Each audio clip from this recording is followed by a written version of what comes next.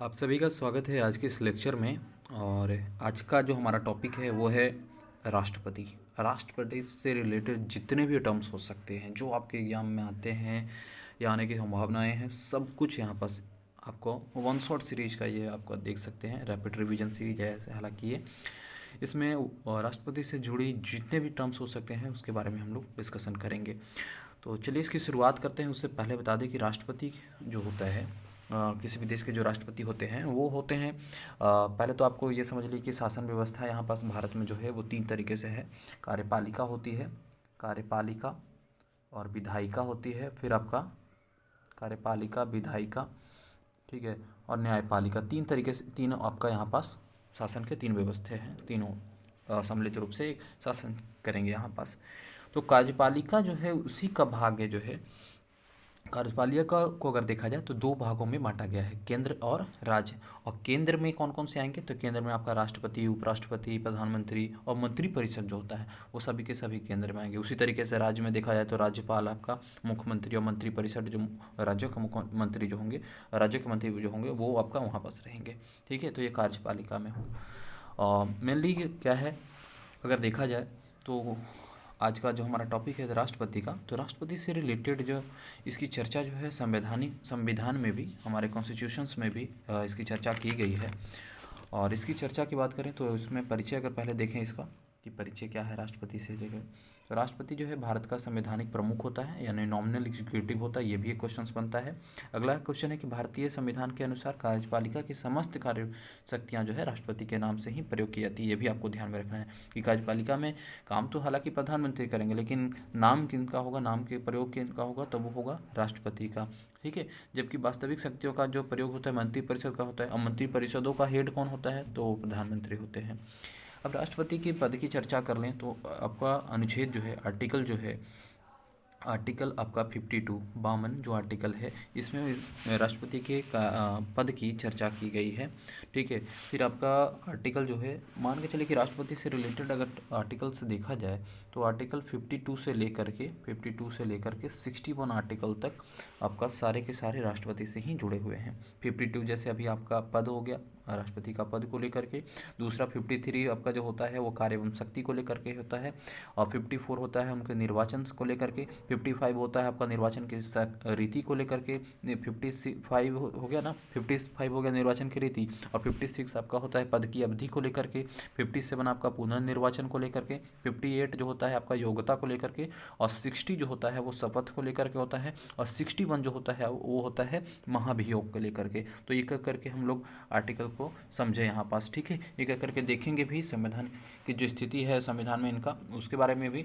एक चीज़ और भी समझ लीजिए कि राष्ट्रपति जो होते हैं अपना त्यागपत्र किन्हें देंगे, तो उपराष्ट्रपति को देंगे। और राष्ट्रपति को शपथ कौन दिलाएगा, तो राष्ट्रपति को शपथ दिलाते हैं जो माननीय उच्चतम न्यायालय हैं, सुप्रीम कोर्ट के न्यायाधीश जो होंगे, मुख्य न्यायाधीश, वो दिलवाएंगे। अगर मुख्य न्यायाधीश नहीं है उस वक्त या उनकी वो पद खाली है, तो जो उच्च में जो भी न्यायाधीश होंगे वहाँ पास मुख्य में, वो करवाएंगे। ठीक है, उच्चतम न्यायालय, सुप्रीम कोर्ट के। दूसरी तरफ अगर हम इसमें देखें तो राष्ट्रपति को वोट कौन कौन करता है वो भी देखेंगे यहाँ पास। तो पहले थोड़ा सा इसके परिचय कर लें। इसमें हम लोग संविधान की स्थिति में सब थोड़ी सी चर्चा कर लेते हैं पहले, उसके बाद वो और भी टर्म्स हैं उसके बारे में डिस्कस करेंगे। तो संविधान का अनुच्छेद 52 जो है भारत का एक राष्ट्रपति होगा। दूसरी तरफ अनुच्छेद 53 जो है कार्यपालिका एवं शक्ति जो राष्ट्रपति में निहित है उसके बारे में कहा गया है।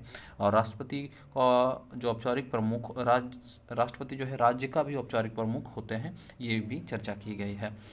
अगर हम बात कर ले राष्ट्रपति के निर्वाचन का, राष्ट्रपति का निर्वाचन की चर्चा कर लें तो निर्वाचन के लिए जो अनुच्छेद है वो आपका है, ये भी आप ध्यान रखिए, 54 अनुच्छेद 54 आर्टिकल 54 जो है वो राष्ट्रपति के निर्वाचन से संबंधित है। और आर्टिकल 55 भी आपका निर्वाचन की रीति से संबंधित है। ठीक है, तो यहाँ पास निर्वाचन की प्रकार करें तो निर्वाचन जो है इनका अप्रत्यक्ष निर्वाचन होता है। और दूसरा आपका एकल संक्रमणीय मत प्रणाली होता है, सिंगल ट्रांसफरेबल वोट उसको कहेंगे। दूसरा आपका अनुपालिक प्रतिनिधि प्रणाली होता है। अब देखिए निर्वाचक में निर्वाचन में वोटिंग होता है इनका, और वोटिंग में ऐसा नहीं कि सारा देश में इसमें वोटिंग होगा, वो नहीं होता है। इनमें निर्वाचक मंडल ही वोट करता है। अब ये निर्वाचक मंडल में कौन कौन आते हैं, तो निर्वाचक मंडल में आपका लोकसभा के सदस्य जो होंगे वो राज्यसभा के सदस्य होंगे, और राज्य विधानसभाओं के निर्वाचित सदस्य जो होंगे वो देंगे। ठीक है, जीत के लिए जो यहाँ पास जो रहता है कि जीतेंगे कौन, तो जीतेंगे वो जो 50% वोट प्लस में 1 जो लाएंगे ये, ठीक है, वो पर्सन जीतेंगे। ठीक है, इनका कार्यकाल की बात कर लें तो कार्यकाल जो इनका होता है राष्ट्रपति का वो 5 ईयर्स का, 5 ईयर का होता है। ठीक है, उम्र की बात करें, न्यूनतम उम्र जो होता है राष्ट्रपति का वो होना चाहिए 35 वर्ष। ठीक है, 35 वर्ष न्यूनतम उम्र होना चाहिए।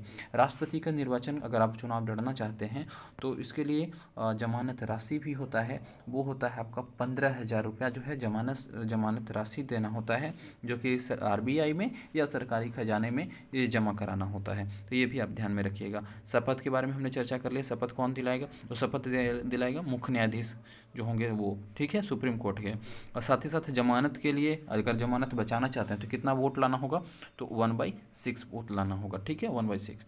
ठीक है, इसके बाद अगर हम राष्ट्रपति की पद की योग्यता की बात कर लें तो जी ये आपको पहले ही हमने चर्चा किया, अनुच्छेद 58 में ये चर्चा है कि राष्ट्रपति भारत का नागरिक होना चाहिए, पहला। तो दूसरा आपका न्यूनतम आयु जो है उनका 35 साल होना चाहिए जो राष्ट्रपति का निर्वाचन में भाग लेंगे। लोकसभा के सदस्य बनने योग्य हों, यह जरूरी नहीं कि लोकसभा के सदस्य हों, लोकसभा के बनने योग्य होना चाहिए, और किसी भी लाभ पद पे ना हो, ये ध्यान में आपको रखना होगा कि राष्ट्रपति के पद की योग्यता के लिए अनुच्छेद 58 है। राष्ट्रपति के पद की शपथ के लिए अनुच्छेद 60 है, मुख्य न्यायाधीश द्वारा होता है। संविधान की रक्षा, संरक्षण और पालन की शपथ दिलाई जाती है। ठीक है, आगे हम लोग अगर देखें अनुच्छेद 56 में तो ये 5 वर्ष पहले भी चर्चा किया हमने। पुनर्निर्वाचन की कोई सीमा नहीं है, मतलब कि एक बार राष्ट्रपति कोई बन गया तो कितने बार और बन सकता है, उसकी कोई लिमिट नहीं है। ठीक है, कि कोई कितना बार प्रधानमंत्री राष्ट्रपति यहाँ पास बन सकते हैं, कितने ही बार बन सकते हैं। संविधान में इसकी कोई चर्चा नहीं कि 1 बार बनेंगे कि 2 बार बनेंगे, इसकी कोई चर्चा उसमें नहीं की गई है। साथ ही साथ त्यागपत्र की हमने चर्चा किया है कि त्यागपत्र जो है वो देंगे किसको, उपराष्ट्रपति को। ठीक है, उपराष्ट्रपति को ये त्यागपत्र देंगे। शपथ की बात किया हमने, शपथ को आपका अनुच्छेद 58 याद रखिएगा, शपथ। ठीक है, सॉरी शपथ नहीं, शपथ आपका 60, अनुच्छेद 60 है, 58 में तो योग्यता है आपका। ठीक है, ये भी है। राष्ट्रपति की शक्तियों की बात करें तो राष्ट्रपति को कई सारी शक्तियां हैं। ठीक है, पहला तो कार्यपालिका की शक्तियां हैं, प्रधानमंत्री की नियुक्ति कर सकते हैं, ये प्रधानमंत्री की नियुक्ति कर सकते हैं, मंत्रिपरिषद की नियुक्ति कर सकते हैं, राज्यपाल CAG जो होते हैं उनका, UPSC के चेयरमैन की नियुक्ति कर सकते हैं, और प्रशासन जो होता है राष्ट्रपति के नाम से ही संचालित होगा। राष्ट्रपति शासन भी लगा सकते हैं, इमरजेंसी की भी घोषणा कर सकते हैं। राष्ट्रपति शासन जो लगाएंगे वो अनुच्छेद 356 से लगाएंगे, आर्टिकल 356।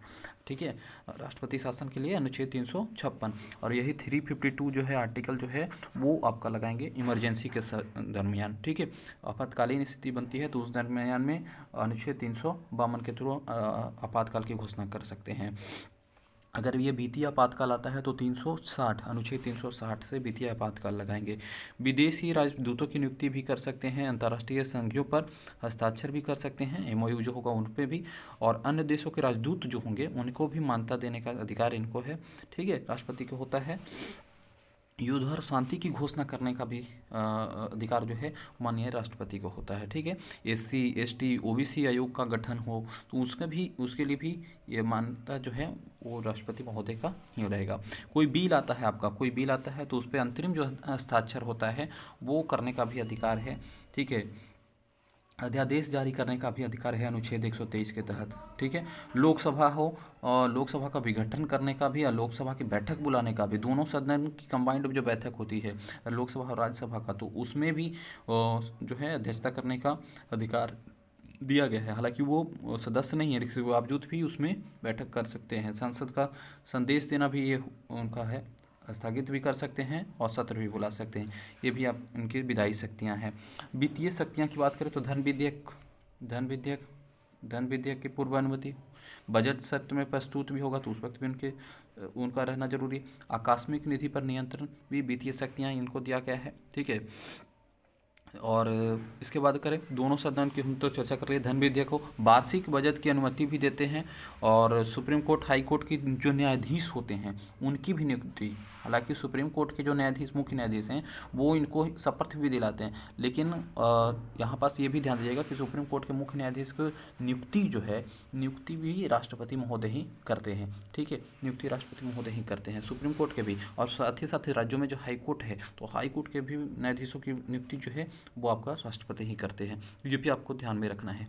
ठीक है, इसके बाद दया याचिका, ठीक है, एक दया याचिका भी है, क्षमादान दया याचिका की बात कर लें, किसी को किसी तरीके से सज़ा हुई है और क्षमादान चाहते हैं तो उसके लिए भी माननीय राष्ट्रपति के पास पावर है उसने का, और उसके लिए क्या है, अनुच्छेद आपका 72, अनुच्छेद 72 के थ्रू सज़ा को कम कर सकते हैं, क्षमादान भी कर सकते हैं। हालांकि ऐसा कभी हुआ नहीं है कि आप क्षमा मतलब किसी की फांसी हो गई है तो उसको माफ़ कर दिया जाए, लेकिन ऐसा हुआ नहीं। अगर लेकिन ऐसी स्थिति बनती है तो उसमें अधिकार है राष्ट्रपति महोदय के पास कि आप वो कर सकते हैं। ठीक है, यहाँ पास और कुछ चीज़ें तो आपका जो है वो फैक्ट छूटा नहीं है। आपातकालीन स्थिति की हमने चर्चा पहले भी कर दिया कि अनुच्छेद 352 के तहत राष्ट्रीय आपातकाल, अनुच्छेद 356 के तहत राष्ट्रीय राष्ट्रपति शासन जो कि अभी मणिपुर में लगा हुआ है आपका राष्ट्रपति शासन, वित्तीय आपातकाल जो है 360 के तहत, और ठीक है आपका राष्ट्रीय आपातकाल की बात करें तो 1971 में आपका लगा था, 1971 में, 1964 में भी आपका राष्ट्रीय आपातकाल लगा था, और लगभग 3 से 4 बार आपका राष्ट्रीय आपातकाल लग चुका है। ठीक है, और 71 में जब इंदिरा गांधी जी प्रधानमंत्री थी उस वक्त लगा था। राष्ट्रपति के अध्यादेश की बात करें तो संसद सत्र में न हो, अस्थायी कानून 6 सप्ताह तक ही वैध होता है। ठीक है, यानी मान लीजिए कि राष्ट्रपति जो है, राष्ट्रपति पर एक चीज़ और याद रखिएगा, राष्ट्रपति पे महाभियोग भी लगाया जा सकता है। महाभियोग की स्थिति अभी तक तो नहीं आई है, लेकिन अगर वैसे बनता है तो इसके लिए याद रखिएगा अनुच्छेद आपका अनुच्छेद 61 सिर्फ 61 के अनुसार जो है महाभियोग लगाया जाता है। राष्ट्रपति को अपदस्थ करना है यानी हटाना है तो उसके लिए ये भी होता है।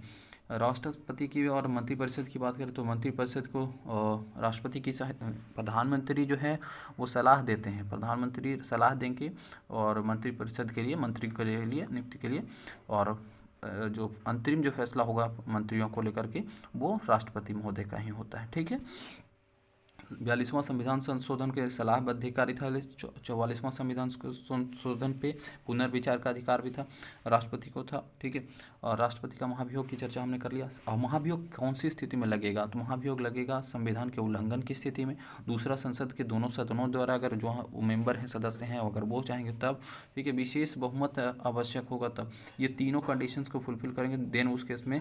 और ये भी याद रखिएगा महाभियोग लगाने से पहले 15 दिन पहले ही माननीय राष्ट्रपति को ये सूचना दी जाती है। ठीक है, कि आप पे महाभियोग आने वाला है। उसी क्रम में अगर वो चाहें तो इस्तीफा दे दें तो सही है।